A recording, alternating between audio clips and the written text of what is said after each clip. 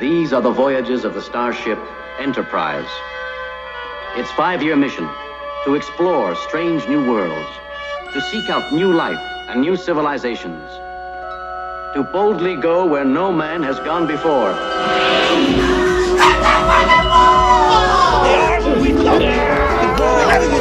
need you to open that ignite. You played to win the game. Playoffs? You kidding me?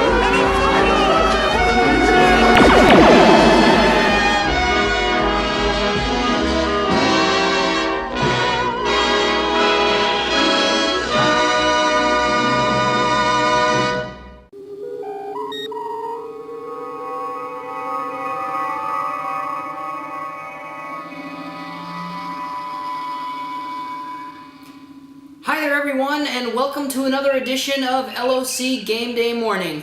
I am your host, Captain Diggs, joined as always by my first officer, Gloria. Hello, Captain Diggs, who is kind and understanding and definitely did not reprogram me to be nice to him. That's right. Headquarters is buzzing today, as for the first time in 12 years, we are getting a new episode of the Commissioner's favorite franchise, Star Trek. Lungs filling there again. To see again.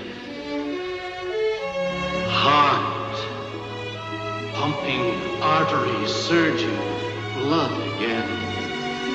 To feel. But before that, we have a big show planned.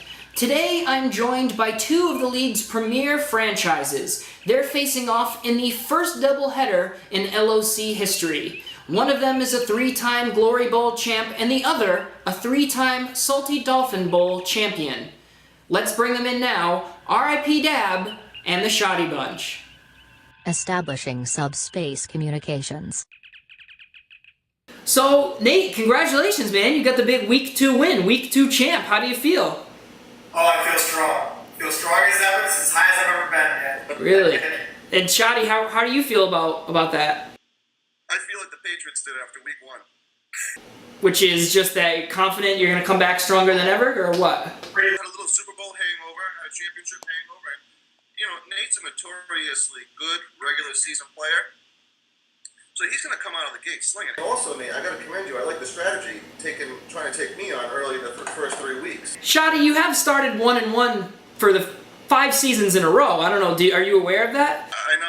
You always pointed out to me that I'm a slow starter. I know, but it's how you finish. So what do you think 1 and 2 would mean? You nervous about 1 and 2? I'll tell you right now, I could go probably 6 and 7, still make the playoffs in this league, and I still don't think anyone in the league wants to come to my house in the playoffs. So what went wrong for you this week? What do you feel like was your shortcoming? You know, not a lot of production out of players like the tight end position. Nate had a great start with Kelsey, put up close to 35 points. That's huge. Right now, that's my biggest weakness is tight end. I took a flyer on Eifert. I thought he was a touchdown machine, but right now that Cincinnati offense doesn't look good at all. Other than that, I would have beat every other team except for yours, Matt, too, this week. So that's a product of playing the wrong team at the wrong time. Yeah. And Nate, you feel like Kelsey finally is this more the Kelsey we're gonna see this season? Or? Yeah, it was pretty good having Kelsey going, because the Pats always like to take out the best weapon. So week 1, the Pats made sure to stop Kelsey. I knew they were still forcing the ball, so I knew he was gonna have a big week. He was gonna come back. As good as Kelsey played, what's going on with the quarterback position? At what point you had Jay Cutler in the starting lineup? Like what's going on there? I couldn't decide whether I was gonna go which way or what. I think I chose a quarterback that was going to be good enough to get me the victory. Okay, well let's go position by position and talk about that. Clearly, would you concede that maybe Shoddy has the advantage at quarterback? Not a huge advantage, but I would give him the advantage, sure. Shoddy, what do you think about that? You think you have just the tiniest advantage over Nate at quarterback? Slightest advantage. I think those two quarterbacks, it comes down to a lot of matchups. But I'd give myself a small advantage on that one. What do you guys feel about wide receiver this year? Shoddy, why don't you go Wide first? receiver's a tough spot. Sorry, Nate. We're going with Shoddy. I'm not... Not So my turn or what? Go ahead, Shotty. Champions get Wide dibs. receivers, I think, No respect. pretty much a wash. I'm not really high on Doug Baldwin this year. Demarius Thomas, I think, is what you get. I think Jarvis Landry and Devontae Parker are a wash. I think Parker's actually going to have a really good year this year. That's a good pickup name. The fucking silver lining was Michael Crabtree. I mean, that was fucking unbelievable. 3 touchdowns. I fucking was cringing every time he got in the end zone. Well, we all know Crab to the tree is my man. Crabtree's a beast. He's a beast. But for wide receivers, I'd say it's a wash. Nate, how do you feel about that? Yeah, I'd say it's pretty close. Any given week, I could beat him, and he could beat me at wide receiver. Okay, all right. So far it's 1-0-1 in Shotty's favor. So this is the big one. I mean, what is the deal with Shotty's running backs this season? Nate, why don't you take running backs? How do you feel about that? Yeah, running backs are pretty good, but he has a lot of name power, not a lot of touchdown power. That's what it really comes down to. You got to score the points. Anyone can have a big name. It takes a big man to have a big week. Shotty? So as I showed, I had a running back exceed his star running back power.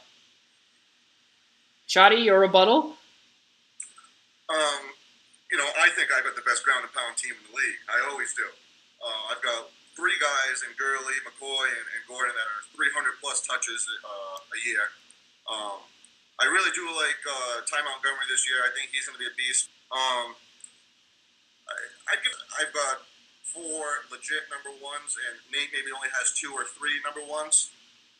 He's got Chris Thompson, who he's in the backfield share. He's had a couple good weeks. Mark Ingram again, he's in the backfield share. I like the kid from Chicago, Cohen. I think he's going to be a playmaker, especially with Howard looking at that. But overall, Gurley, who's having a bounce back season, I betted on that he wasn't going to go for another slump. McCoy, I love him. Shady. Melvin Gordon, beast. And then Marshawn Lynch is actually my diamond in the rough. I think as the season gets going, he's going to have those fresh legs, and he's going to keep fucking my team right in the run of it. So, all right, so we're in a disagreement here. Shotty, a lot of people aren't sold on your running backs. What do you have to say about the people who think that they're too old?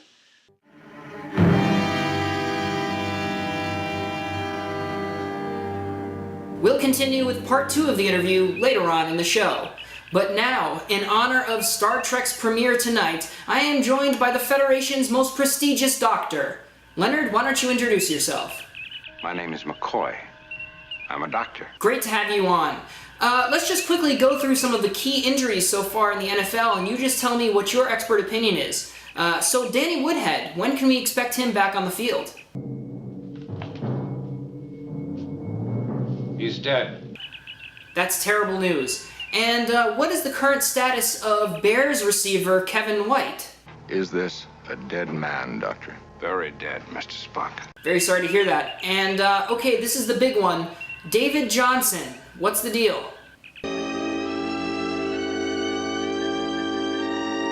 He's dead. Oh, wow, big blow for Papa's posse.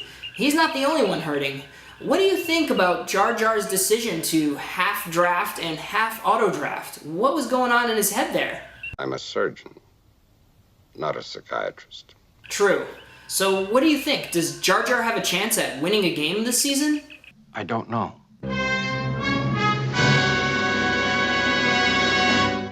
All right, thank you, Dr. McCoy. Enjoy the premiere tonight, and I'll talk to you again soon. Oh, yes. I hate this. It is revolting. More? Please. Before we get into part 2 of our interview, I caught up with some representatives from other teams around the league. Do you know the Klingon proverb that tells us revenge is a dish that is best served cold? It is very cold in space. Strong words does not look like you want to be facing Sweet D again in the near future. And Papa's posse also had some words after being blown out by Commissioner Garoppolomi in week 2. The line must be drawn here. This far, no farther. I will make them pay for what they've done. Well, you don't face me again this season, Dad, so I'm not sure when you're gonna get your revenge. No!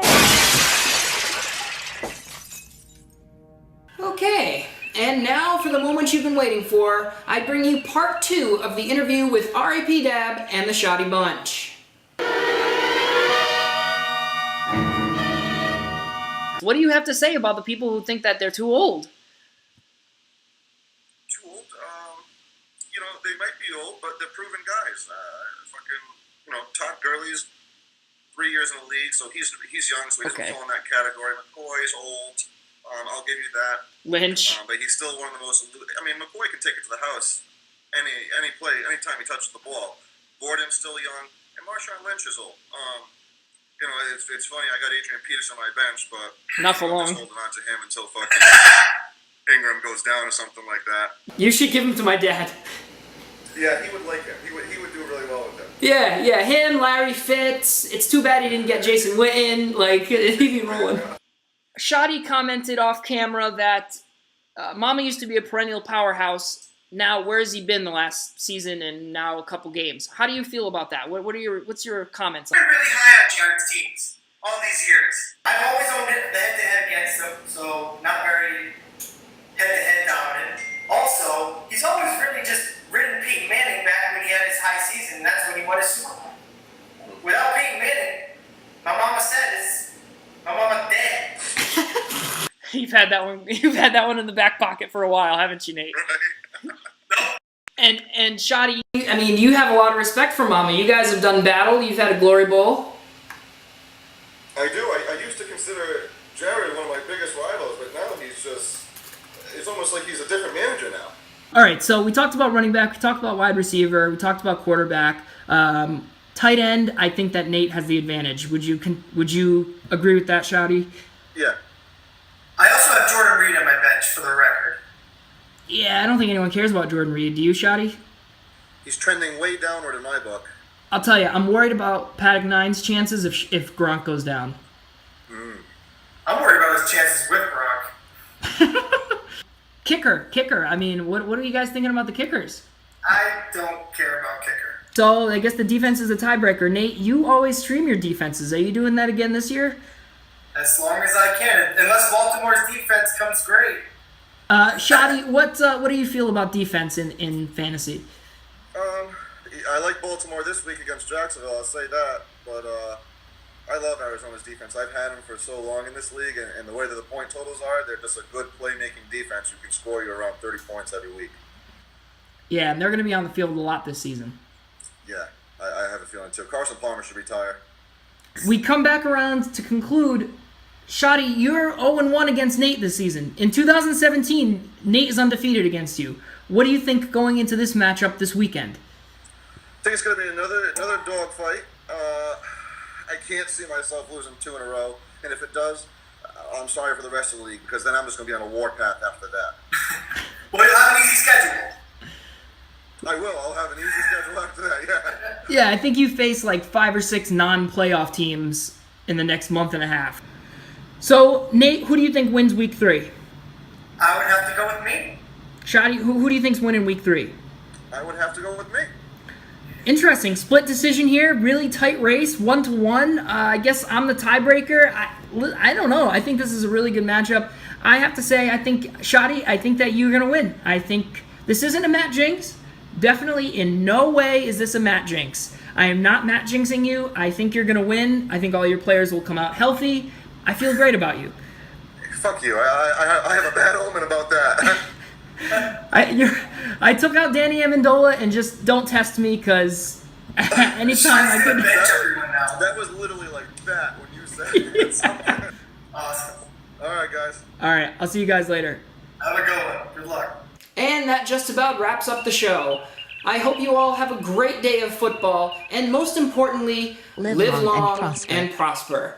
Enjoy Star Trek Discovery, and enjoy these inspirational words as you carry on into the dark void of the unknown. Or something like that. Alright, have a great day. Until next time, Kamish out. Okay, everybody gather around. Time for my pep talk. Shut the hell up. Okay, we're gonna have a good game today. I know I'm gonna play great, so no one better suck. Don't make me look bad, but also don't look better than me, or you end up like Jordy on the outside of the circle. Jordy, I want you to stay here after the pep talk so I can lecture you on your indiscretions. Okay, break. Hey, come back here, Jordy. Fuck you, Aaron. Oh, that's it, you're gonna get it. You hear me? I just said fuck you, Aaron.